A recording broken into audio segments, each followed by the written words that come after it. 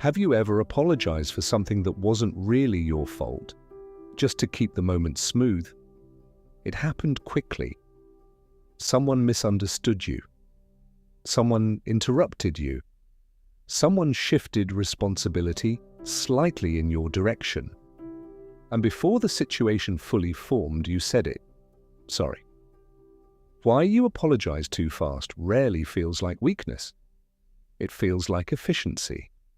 It feels mature. It feels like preventing unnecessary conflict. But socially, speed carries meaning. Apologizing quickly signals something subtle. You are willing to absorb friction to stabilize the interaction. That willingness becomes structural data. Most fast apologies are not about guilt. They are about tension management. The silence feels heavy. The other person looks slightly uncomfortable. The group dynamic pauses for a fraction too long. So you close the gap. You take ownership, even if the ownership is shared.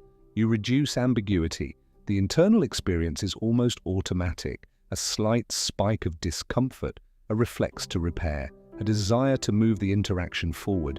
The apology leaves your mouth before you fully evaluate the situation. What others perceive is not your intention, but your threshold. In social hierarchies, accountability and status are constantly negotiated. The person who consistently absorbs small ambiguities becomes associated with responsibility, not formal responsibility, emotional responsibility. You become the stabilizer. Often this is not maliciously exploited. Many people simply accept the path of least resistance. If you regularly claim fault first, the environment adjusts. Future tension defaults toward you resolving it. Notice how patterns build. You apologize for timing, for tone, for misunderstanding, for being unclear. Gradually, your presence becomes paired with correction. You are the one who recalibrates the room.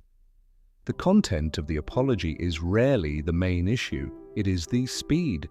The immediacy communicates that maintaining harmony matters more than clarifying position. Watch what happens when the automatic apology pauses. When clarification replaces immediate ownership. When silence exists for half a second longer before resolution. The interaction often stabilizes without collapse.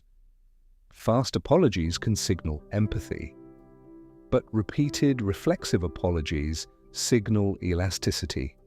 Hierarchy adjusts not through grand gestures but through micro-ownership. Who absorbs uncertainty? Who holds their ground long enough to assess it?